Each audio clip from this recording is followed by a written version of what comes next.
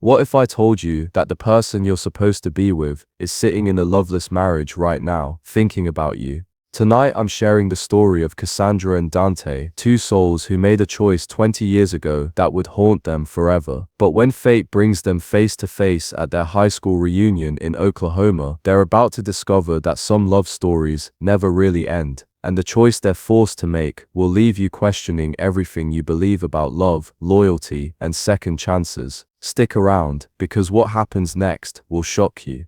Cassandra Winters stared at the crimson and gold invitation in her trembling hands, the familiar school colors bringing back a flood of memories she'd buried for 2 decades. Westwood High Class of 2005 20-year reunion, the elegant script announced, but it was the location that made her heart skip, the old gymnasium where she'd danced with Dante Reeves on prom night. She sat in her pristine suburban kitchen, surrounded by the trappings of a life that looked perfect from the outside. Her husband Trevor was upstairs on another conference call, their twin daughters at soccer practice, and here she was, 38 years old, feeling like that 17-year-old girl again, the girl who'd made the biggest mistake of her life by letting Dante walk away. "Mom, you okay?" Her daughter Sophia bounded into the kitchen, grass stains on her uniform. "You look like you've seen a ghost." Cassandra quickly tucked the invitation into her purse. "Just tired, sweetheart. How was practice?" But even as she helped Sophia with homework and started dinner, her mind wandered to a boy with dark eyes and calloused hands who used to write her poetry on napkins during lunch break.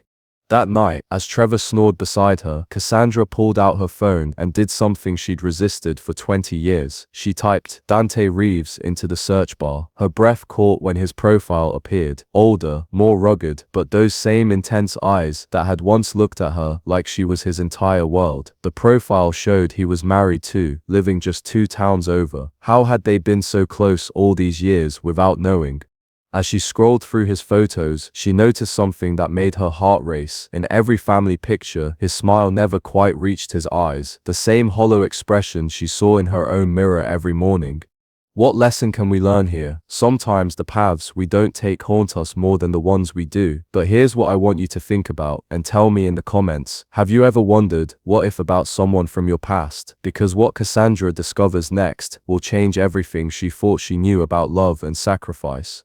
3 days passed before Cassandra could bring herself to RSVP. She found herself standing in front of her bedroom mirror, holding the invitation like it might burst into flames. The woman staring back at her had laugh lines around green eyes that rarely sparkled anymore, auburn hair perfectly styled but lacking the wild curls Dante used to love running his fingers through.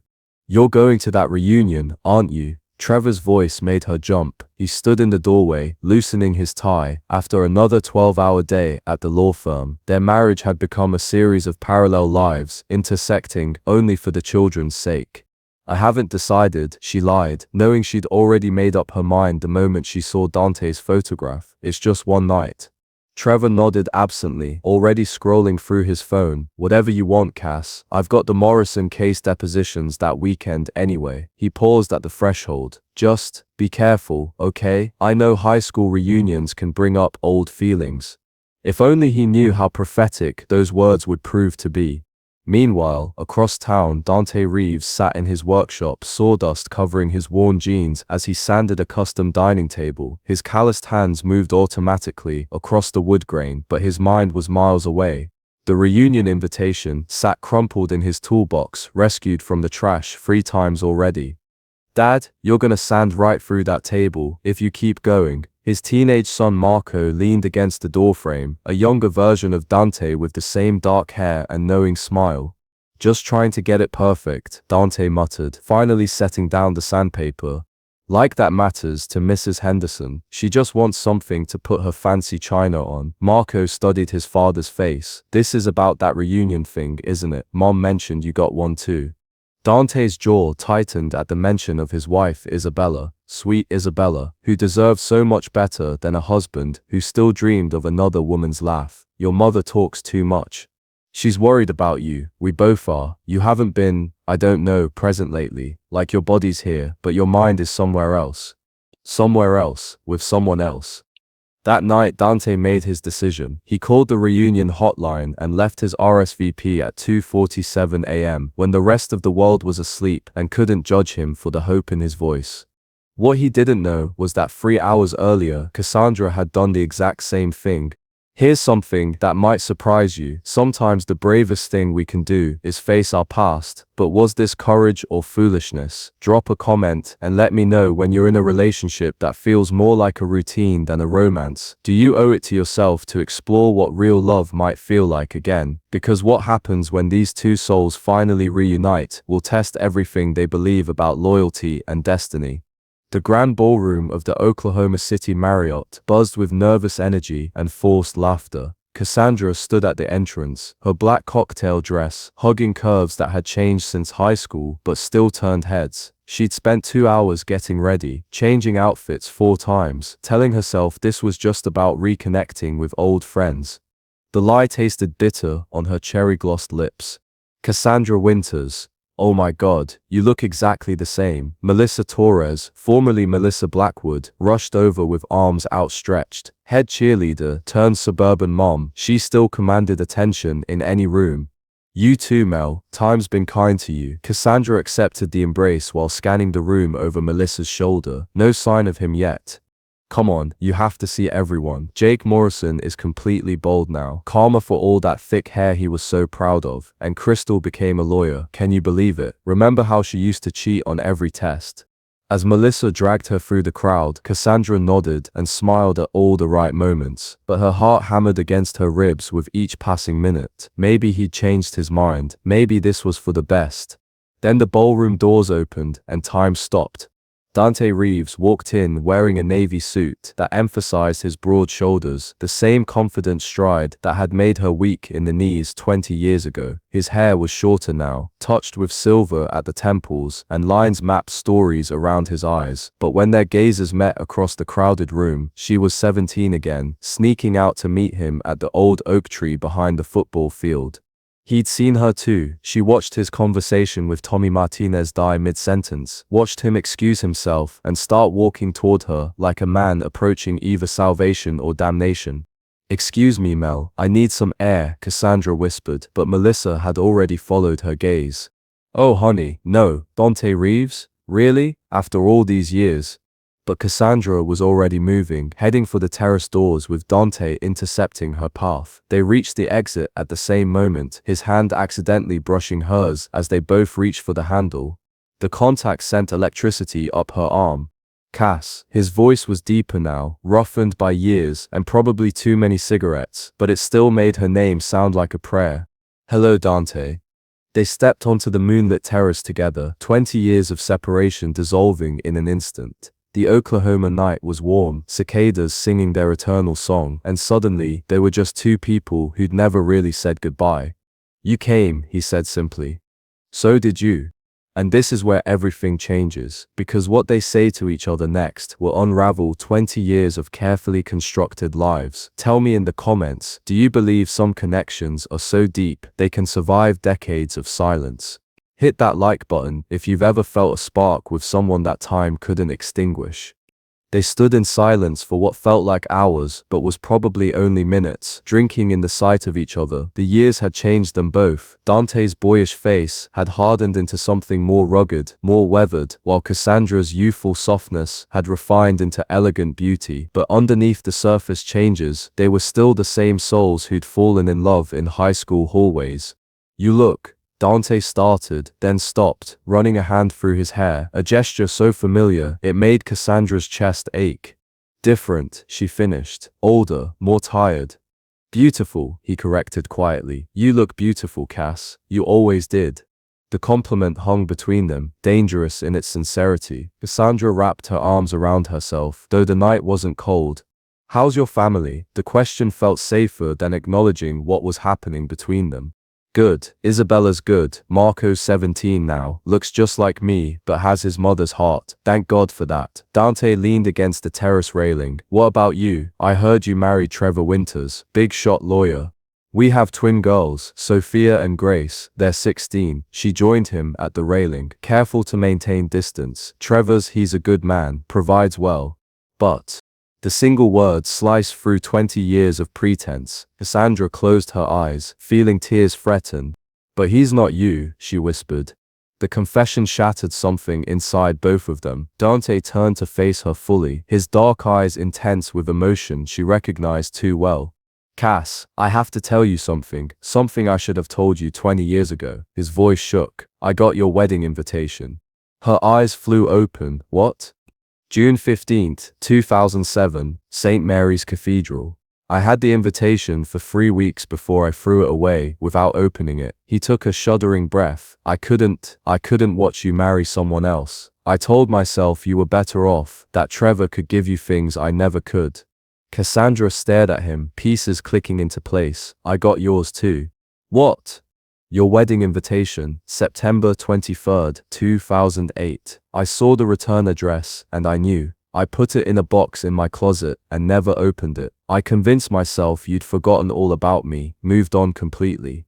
They stared at each other in stunned silence as the magnitude of their mutual deception sank in. They'd both been invited to each other's weddings. They'd both been too heartbroken to attend. Jesus Christ, Cass. We've been living 2 miles apart for 8 years. I know. I looked it up after I got the reunion invitation. So did I. The air between them crackled with electricity and 20 years of unspoken longing. The music from inside seemed to fade, leaving only the sound of their breathing and the distant highway. This is the moment everything changes. They've just discovered they never truly let go of each other. But here's what I want you to think about and share in the comments. Is it possible to love 2 people at the same time? Can you love your spouse and still carry a torch for someone from your past? Because what happens next will challenge everything you believe about marriage and fidelity. Dance with me. The words left Dante's lips before he could stop them, his hand extended toward her like an offering. Through the terrace doors, the DJ was playing Amazed by Lone Star, the same song they'd slow danced to at junior prom. Cassandra stared at his outstretched hand like it was a loaded weapon. Dante, we can't. People will see. I don't care. His voice was raw with 20 years of suppressed longing. Cass, I've spent 2 decades wondering what it would feel like to hold you again. Just one dance, please. Against every rational thought screaming in her head, she placed her hand in his. The moment their fingers touched, she was lost. He pulled her close, not quite as close as they used to dance, but close enough that she could smell his cologne, different from high school, more expensive, but underneath it was still that scent that was purely Dante. His hand settled on the small of her back, and she remembered how they used to fit together perfectly, how her head tucked just right against his shoulder. Some things, she realized, the body never forgot. Remember our first dance, he murmured against her hair. Homecoming, sophomore year. You were wearing that blue dress with the tiny flowers. You stepped on my feet the entire time, she whispered back, her resolve crumbling with each step they took together. I was nervous. Cassandra Brennan was way out of my league, still is. They moved together like no time had passed, like they were still those kids who'd sneak out to dance in empty parking lots to music from his beat-up truck radio. Other couples swayed around them on the terrace, but they might as well have been alone in the universe. Cass. Her name was a prayer on his lips. I need you to know something. Every day for the last 20 years, I've thought about you. When I wake up, when I'm working, when I'm trying to fall asleep, you're always there, in the back of my mind, like a song I can't stop humming. Tears spilled down her cheeks. Don't say that. Why? Because it's true for you too? She pulled back to look at him, and he could see the answer in her green eyes. Yes, she breathed. God help me, yes. The song ended, but they didn't step apart. They stood frozen in each other's arms, suspended between what was and what could never be. Around them, life continued. Other couples chatted and laughed. Someone dropped a glass that shattered on the stone terrace. A car horn honked in the distance, but in their small bubble of space, time had stopped. What do we do now? Cassandra asked, her voice barely audible. Dante's thumb traced a line of her cheek, wiping away a tear. I don't know, baby. I honestly don't know. Sometimes love isn't about timing, it's about finding the courage to face the truth. But when that truth threatens to destroy everything you've built, is love worth the devastation it might cause? Let me know in the comments, have you ever had to choose between safety and passion? Because these two are about to face an impossible decision that will change 4 lives forever. Come away with me. The words hung in the night air between them, bold and desperate. Dante's hands cupped Cassandra's face, his thumbs tracing the tracks of her tears. What? She whispered, though she'd heard him perfectly. Tomorrow. This weekend. Hell, tonight. I don't care. Just come away with me. Let's find out what we could have been. Cassandra stepped back, the spell broken by the impossibility of what he was suggesting. Dante, we're married. We have children. We can't what? Be happy? Follow our hearts for once instead of doing what everyone else expects. She turned away, gripping the terrace railing until her knuckles went white. It's not that simple. You know it's not. Isn't it? He moved behind her, not touching but close enough that she could feel his warmth. Cass, we've spent 20 years being practical, 20 years putting everyone else's happiness before our own. Where has it gotten us? You're miserable. I can see it in your eyes. I'm miserable. Isabella knows it, even if she won't admit it. Your wife doesn't deserve this, neither does Trevor. And we don't deserve to spend the rest of our lives living a lie. His voice rose, and several couples on the terrace turned to look. Dante forced himself to lower his voice, the intensity making his words even more powerful. Listen to me. Really listen. When you wake up tomorrow morning next to Trevor, are you going to be thinking about him, or are you going to be thinking about what it felt like to dance with me again? Cassandra closed her eyes, because she already knew the answer. She'd been thinking about Dante every morning for 20 years. I can't, she said finally. My girls would understand someday. Kids want their parents to be happy, Cass. Really happy, not just going through the motions. She turned to face him, and the raw hope in his eyes nearly broke her heart. And if we're wrong, if this is just nostalgia and middle-aged fantasy, if we destroy 4 lives for something that burns out in 6 months, then at least we'll know, he said simply. At least we won't spend the rest of our lives wondering. From inside the ballroom, the DJ announced the last dance. Ladies and gentlemen, we're going to slow things down for our final song of the evening. This one goes out to all the high school sweethearts, the ones who made it and the ones who got away. The opening notes of I Will Always Love You drifted onto the terrace, and Cassandra felt her carefully constructed world tilting on its axis. One weekend, Dante said softly. Give me one weekend to prove to you that some love is worth fighting for. If you still think we're wrong after that, I'll walk away. I'll never contact you again. Here's the moment of truth. Sometimes life forces us to choose between what's safe and what's real. Have you ever been faced with a decision that could change everything? Drop a comment and let me know. Is it better to wonder what if forever, or to take the risk and find out? Hit that subscribe button if you believe some love stories are worth the gamble, because Cassandra's answer will shock you. Cassandra stared into Dante's eyes, seeing her own reflection in their depths. 20 years of marriage, of responsibility, of being the perfect wife and mother warred with the desperate longing in her heart. The terrace had mostly emptied now, couples drifting back inside or heading home to their real lives. I need time to think, she whispered. Dante nodded, though disappointment flickered across his face. How much time? I don't know. This is God, Dante. This is insane. We're talking about having an affair. No, his voice was firm. We're talking about finding out if we belong together. There's a difference. Is there? Because from where I'm standing, it looks like we're planning to sneak around behind our spouses' backs. Then don't sneak. The words came out harder than he'd intended. Tell Trevor the truth. I'll tell Isabella. We'll handle this like adults. Cassandra's eyes widened. You want me to tell my husband that I'm leaving for a weekend with my high school boyfriend to see if I love him more? I want you to be honest. With him, with yourself, with me. Dante stepped closer. Cass, we can keep lying to ourselves and everyone else, or we can finally deal with the truth, but we can't do both. The finality in his voice sent a chill through her. This wasn't just about a weekend anymore. This was about the rest of their lives. And if I say no, if I choose my family, then you choose your family, and I'll respect that, but don't choose them out of fear. Choose them because they're what you really want. Inside, the music had stopped. The reunion was officially over. Soon, people would start looking for them, asking questions about why they'd been outside together so long. I should go, Cassandra said, but her feet remained planted. Yeah, you should. Neither of them moved. Dante, if we do this thing, there's no going back. You understand that, right? Even if we decide we're better off apart, we can't unknow what we learn about each other. We can't unfeel whatever we feel. I've been in love with you for 23 years, Cass. I already can't unknow that. The raw honesty in his voice broke something inside her. Before she could lose her nerve, she reached into her purse and pulled out a pen. Taking his hand, she wrote her phone number on his palm, the same way she used to in high school.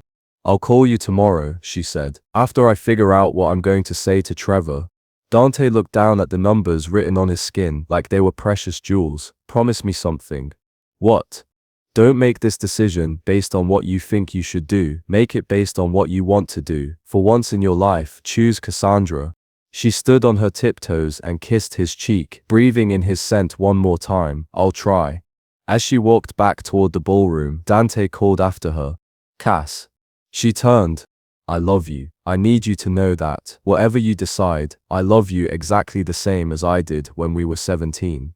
Love has a way of resurfacing when we least expect it. But here's what I want you to consider. When you're faced with choosing between duty and desire, which voice do you listen to, your head or your heart? Share your thoughts in the comments, because Cassandra's decision is about to test everything she believes about love, loyalty, and the price of happiness. Cassandra drove home in silence, Dante's words echoing in her mind like a mantra. Choose Cassandra. When had she stopped choosing herself? When had her own desires become secondary to everyone else's needs? The house was dark when she pulled into the driveway. Trevor's BMW already in the garage. She sat in her car for 10 minutes, gathering courage she wasn't sure she possessed. The porch light cast long shadows across the manicured lawn, and she thought about all the years she'd spent maintaining this perfect facade. Inside, she found Trevor in his study, still in his work clothes, reading legal briefs with a glass of scotch at his elbow. He looked up when she appeared in the doorway. How was the reunion? See anyone interesting? The question was casual, but something in his tone made her wonder if he already suspected. It was enlightening. Trevor set down his papers and really looked at her for the first time in months. Her makeup was smudged, her carefully styled hair mussed from Dante's fingers, and there was something different in her eyes, a spark that had been missing for years. You saw him, didn't you? It wasn't really a question. Cassandra's breath caught. Trevor. Dante Reeves. Your first love. The reason you sometimes get that faraway look when you think I'm not watching. He stood up, moving to the window that overlooked their backyard. I've always known about him, Cass. Known that part of you, never got over him. She sank into the leather chair across from his desk, tears threatening. I never meant. To what? To still love him. Trevor's voice was tired rather than angry. Do you think I'm stupid? Do you think I don't see the way you look at other couples who are crazy about each other? The way you watch romance movies and get that wistful expression? Trevor, please. No, let me finish. He turned to face her. I love you, Cassandra. I have for 18 years, but I've always known I wasn't your great love. I was your safe choice, the stable guy who could give you security and a nice house and a respectable life. The truth of his words hit her like a physical blow. You deserve better than that. Yes, I do. His voice broke slightly. And so do you. So do the girls. They deserve parents who are genuinely happy, not just comfortable. Cassandra stared at him, seeing her husband clearly for perhaps the first time. When had the lines around his eyes become so deep? When had his shoulders started carrying such weight? What are you saying? Trevor returned to his chair, suddenly looking older than his 40 years. I'm saying that if you need to find out whether Dante Reeves is your happy ending, then find out. But don't lie to me about it. Don't sneak around like we're characters in some cheap drama. And the girls are old enough to understand that sometimes love is complicated. He picked up his scotch, staring into the amber liquid. I won't pretend this doesn't hurt, Cass. It hurts like hell, but living a lie hurts more. Sometimes the most loving thing you can do is let someone go. Trevor's response shows us that real love sometimes means stepping aside for someone else's happiness. What do you think? Is it more selfish to stay in a loveless marriage or to leave and hurt people in the process? Let me know your thoughts in the comments, and don't forget to hit that like button if this story is making you feel something real. The next morning, Cassandra sat at her kitchen table with her phone in her hands, staring at the numbers she'd written on Dante's palm the night before. She'd copied them into her contacts before washing off the ink from her own fingers, erasing the physical evidence while keeping the emotional imprint. The house felt different in daylight. Trevor had left early for work without their usual perfunctory goodbye kiss. The girls were at their Saturday soccer games with friends' families. She was alone with her thoughts and the weight of a decision that would change everything. Her phone buzzed with a text from an unknown number. "It's Dante. I couldn't sleep. Please tell me you're okay." Her heart hammered as she typed back, "I'm scared." "Me too, want to talk." Instead of responding, she pressed his number and called. He answered on the first ring. "Cass." Her voice was small, uncertain. "How did it go with Trevor?" She closed her eyes, remembering her husband's defeated expression. "He knows. He's always known. About you, about everything." "Jesus, what did he say?" "That I should find out if you're my happy ending." The words felt surreal leaving her lips. "Dante, he gave me permission to leave, to be with you." There was silence on the other end, so long she wondered if the call had dropped. "Dante. I'm here. I wasn't expecting that." His voice was rough with emotion. "What about you? What do you want?" Cassandra walked to the window, looking out at the backyard where her daughters had learned to ride bikes, where she and Trevor had hosted countless barbecues with friends who would judge her for what she was about to do. "I want to stop being afraid," she whispered. "I want to stop choosing safety over truth. I want to find out what we could be together." "Are you sure? Because once we do this, I know, there's no going back." "But Dante, I've been going back every day for 20 years. In my dreams, in quiet moments, in my heart. Maybe it's time to go forward instead." She could hear him breathing on the other end, could picture him running his hand through his hair the way he always did when he was overwhelmed. "I haven't talked to Isabella yet," he admitted. "I came home and sat in my truck in the driveway for 2 hours, trying to figure out how to tell her that her marriage is over because I'm still in love with someone from high school." "Are you having second thoughts?" "About Isabella? No, about us." There was a pause. "About us, I'm terrified, but not having second thoughts." Cassandra smiled for the first time since she'd woken up. "So what do we do now?" "Now we stop talking and start doing. Give me today to handle things on my end. Can you do the same?" "Yes." "And Cass, thank you for being brave enough to try."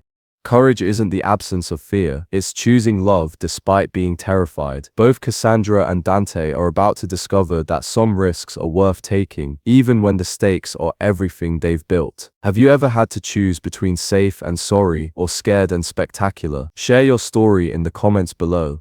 Isabella Reeves was kneading bread when Dante found the courage to approach her. She'd been baking obsessively for weeks, a sure sign she sensed something was wrong. The kitchen counter was covered with loaves, cookies, and pies, enough carbohydrates to feed a small army.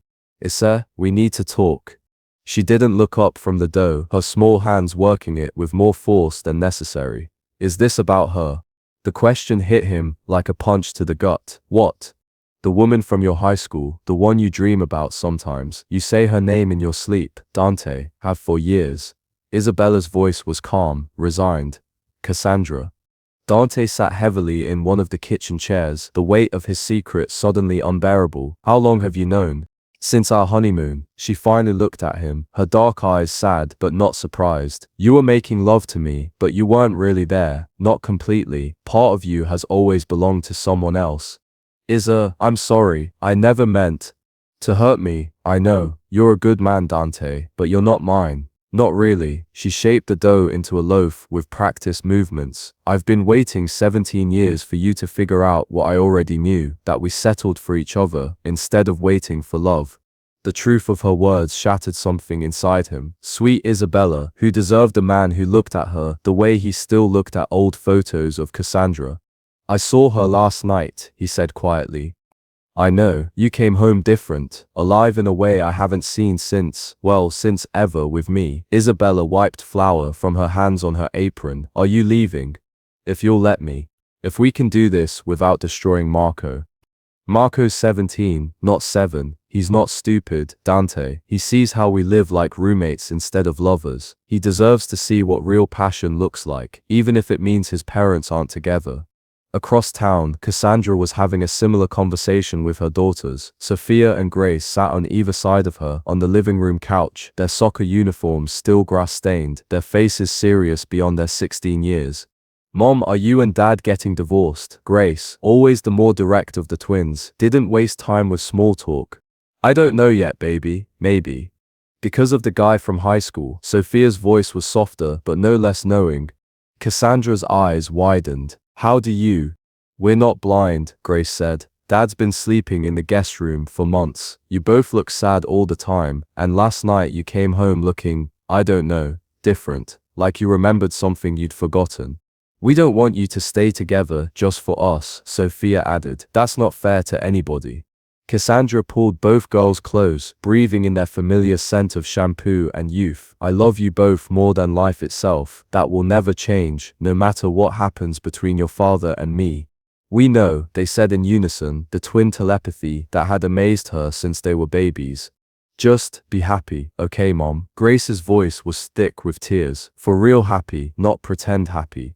Sometimes children see the truth more clearly than adults do. The courage to pursue love doesn't just affect the people in love, it gives everyone permission to seek their own authentic happiness. What do you think about the way these families are handling this crisis? Drop your thoughts in the comments and subscribe if you believe honesty, even painful honesty, is always better than comfortable lies.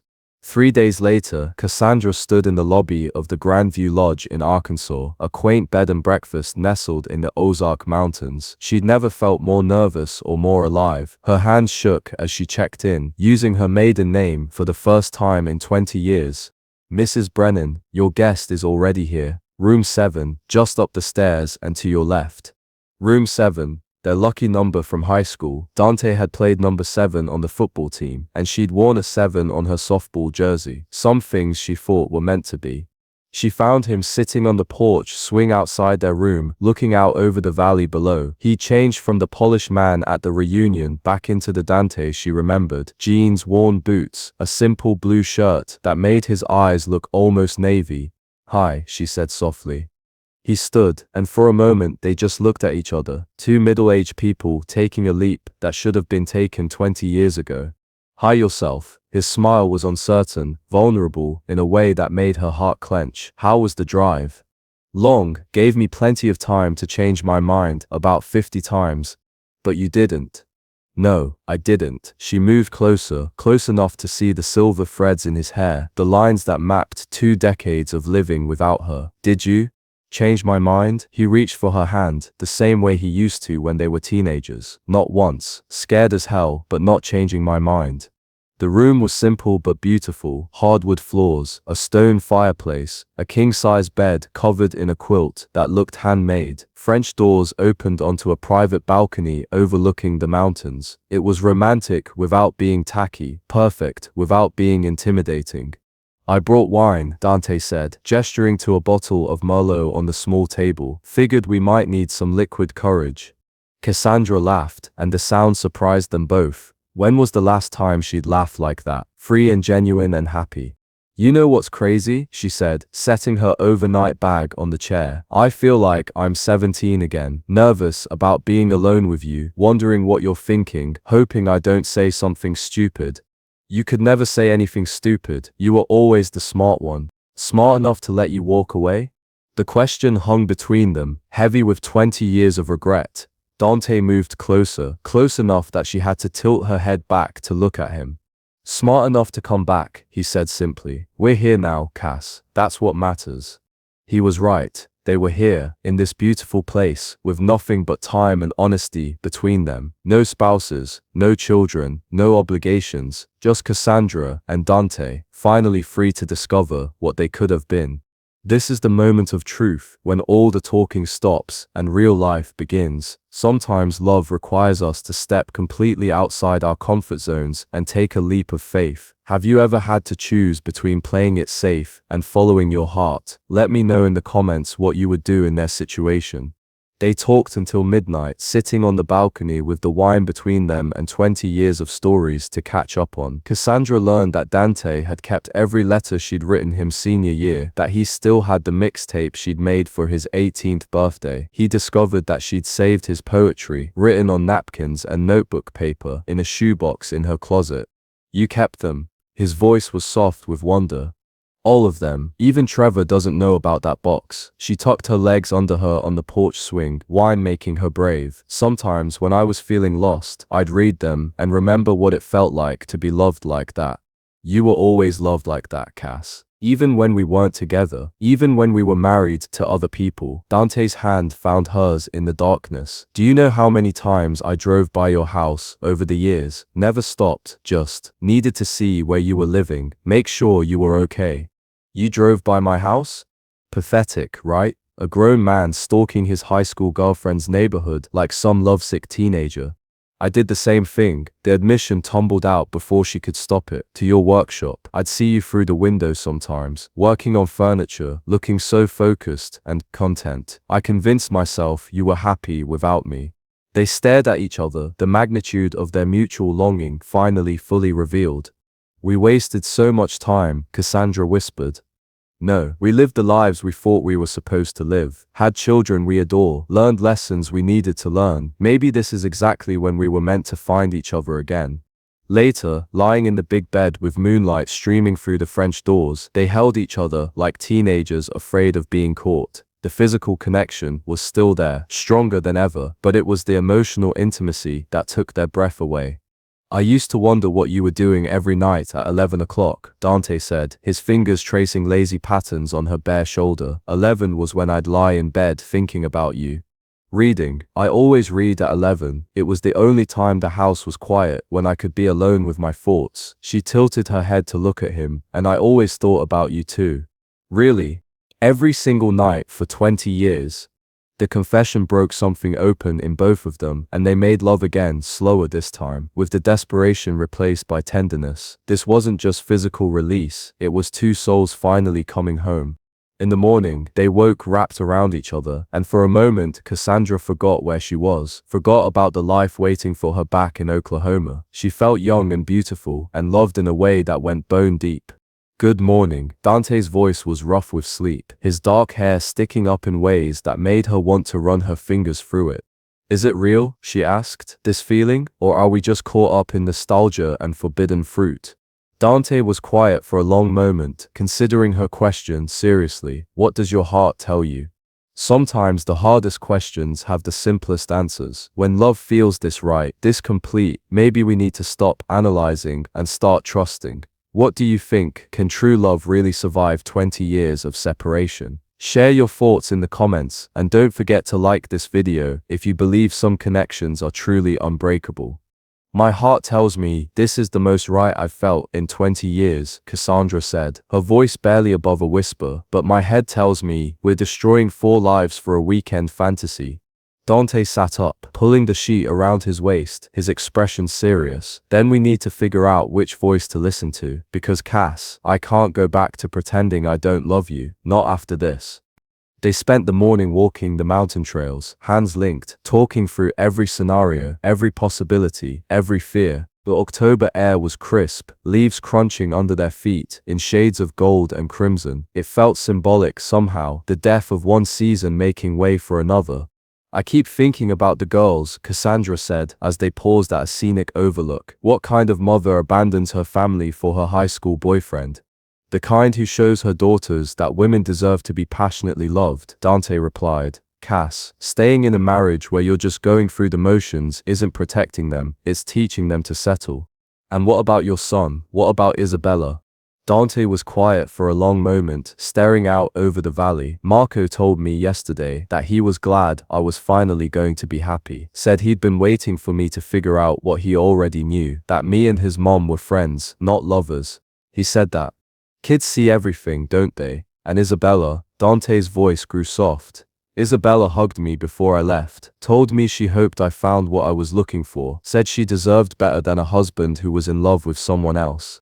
Cassandra felt tears prick her eyes. We're really going to do this, aren't we? Blow up our entire lives for love. Are we? Dante turned to face her fully. Because I need to know, Cass. I need to know that this isn't just a weekend escape for you, that you're willing to fight for us in the real world. She looked at him, really looked at him, the man who'd loved her consistently for 23 years, who'd driven by her house just to make sure she was okay, who'd kept her letters like sacred treasures, the man who made her feel like the best version of herself. Yes, she said, and the word felt like freedom. Yes, I want to fight for us. I want to build a life with you, a real life. Dante's smile could have powered the entire mountain range. He swept her up in his arms, spinning her around like they were teenagers again, both of them laughing with the pure joy of finally choosing each other. I love you, Cassandra Brennan, he said, setting her down but keeping her close. I've always loved you, and I'm going to love you for the rest of my life.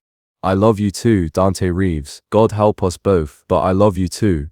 They kissed against the backdrop of the Ozark Mountains, two people who'd found their way back to each other against all odds. It wasn't going to be easy. There would be lawyers and custody arrangements and judgment from friends and family, but they'd face it together. Sometimes love requires us to be brave enough to disappoint people, to make choices that others won't understand. Real love, the kind that changes lives, rarely comes without sacrifice. What do you think about their decision? Are they being selfish or finally being honest? Let me know your thoughts, and subscribe if you believe everyone deserves a chance at their great love story. 3 months later, Cassandra stood in the driveway of a small craftsman house on the outskirts of town, watching Dante unload boxes from his truck. The divorce proceedings had been surprisingly amicable. Trevor had been true to his word, and Isabella had been gracious in a way that made Cassandra feel both grateful and guilty.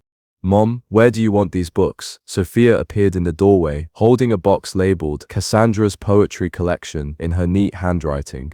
The living room is fine, sweetheart. Thank you for helping.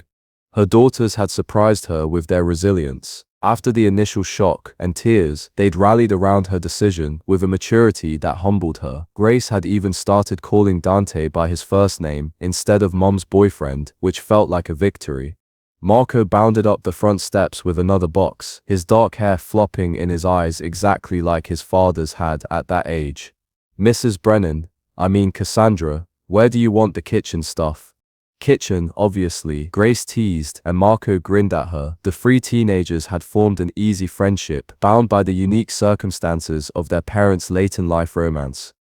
Dante appeared at Cassandra's elbow, sweaty from moving furniture but smiling. What do you think? Does it feel like home yet? Cassandra looked around at the chaos of boxes and mismatched furniture, at the three teenagers bickering good-naturedly on the front porch, at the man she'd loved for more than half her life. The house wasn't perfect, it was smaller than what she was used to, older, in need of updates, but it was theirs. It's perfect, she said, and meant it. Even without the granite countertops and master suite. Especially without those things, she leaned into his side, breathing in the scent of sawdust and possibility. Those things were never really mine anyway.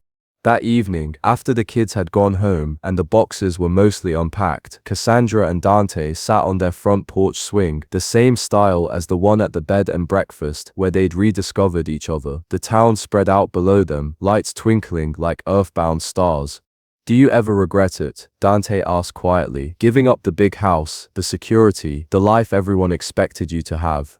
Cassandra considered the question seriously. She'd lost some friends, endured whispered conversations at the grocery store, faced judgment from people who thought she'd thrown away a perfectly good marriage for a midlife crisis. But she'd also gained something precious, the ability to look at herself in the mirror and recognize the woman staring back.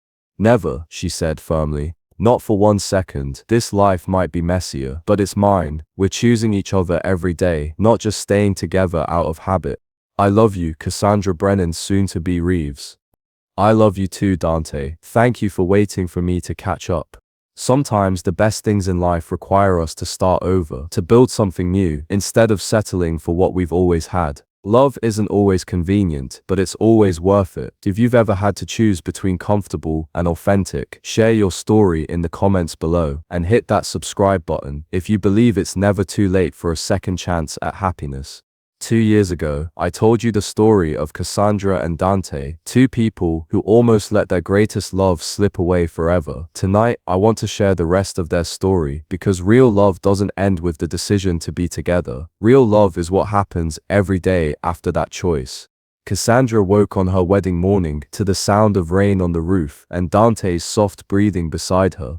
In 6 hours, they'd be married in the backyard of their little craftsman house, surrounded by the family and friends who'd supported their unconventional love story. The rain wasn't in their plans, but somehow, it felt perfect anyway.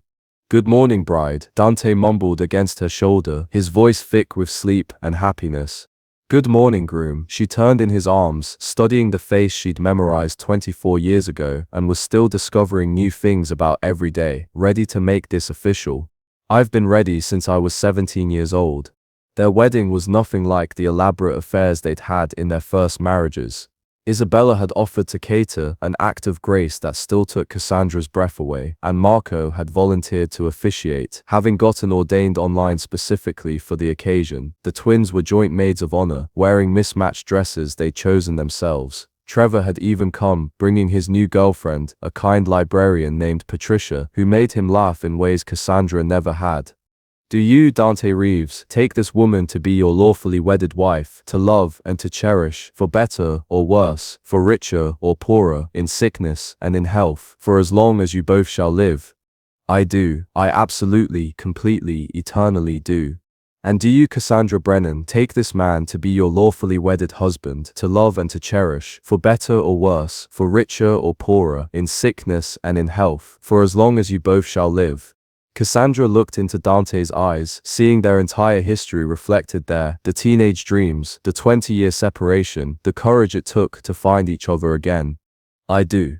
Later, dancing in their living room to Amazed by Lone Star, the same song that had played at their reunion, Cassandra marveled at how right everything felt. Not perfect, their life was beautifully imperfect, full of blended family challenges and financial stress and the normal complications of real love, but it was authentic in a way her first marriage never had been.